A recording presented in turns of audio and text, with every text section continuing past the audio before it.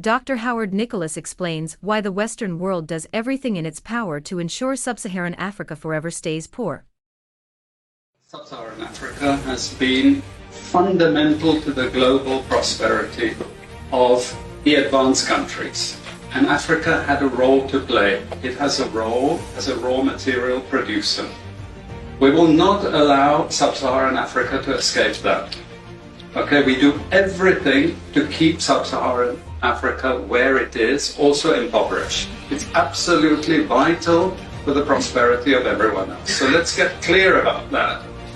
Okay, and this means all the economic structures, all the global institutions, and the economics we teach everyone is all designed to keep Africa exactly where it is. And whether it is Europe or US or now China, it's always the same. We need Africa to be impoverished because we need those raw materials and we need them dirt cheap. Okay, so that's the message. It doesn't mean to say that there's nothing Africans can do. Of course there is. This is what it's about. Because if Africa does do something different, I assure you living standards of all those in Europe and North America and Asia is going to fall. Okay? And that is a big price to pay. I assure you that the West is not going to allow that without a big fight. Okay? So the job of many Western academics is to convince Africans they have to keep doing what they're doing. Okay?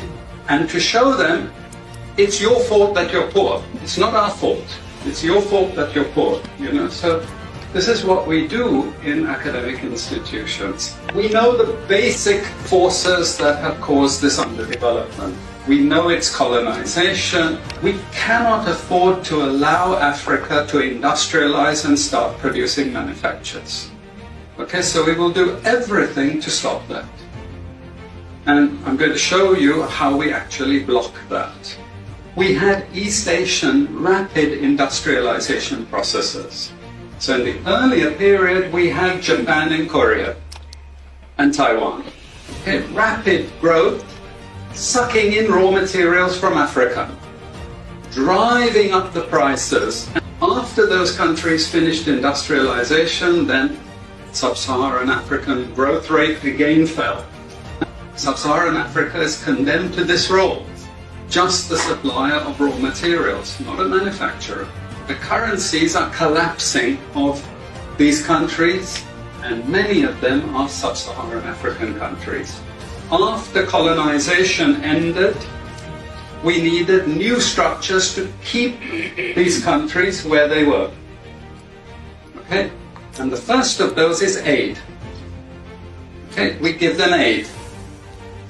Aid for what? Actually, we give them aid to keep repressive regimes in power. That's all. All the hypocrisy about transparency and democracy and bullshit like that, it's all bullshit. But it would go to country after country offering loans.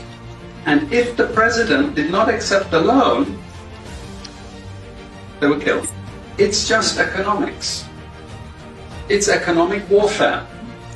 The rich declare war on the poor. It happens everywhere. It happens in a country. The rich control the government. Of course they do. You really believe you have democracy? Come on. You know, I mean, grow up. Who has all the subsidies and income support? US, Europe. The largest budgets in the world for supporting their farmers are Europe and US. You see, we're keeping them dependent. We're keeping them on a string. This next round of the WTO is designed to block that. To block anyone else getting on top of the ladder.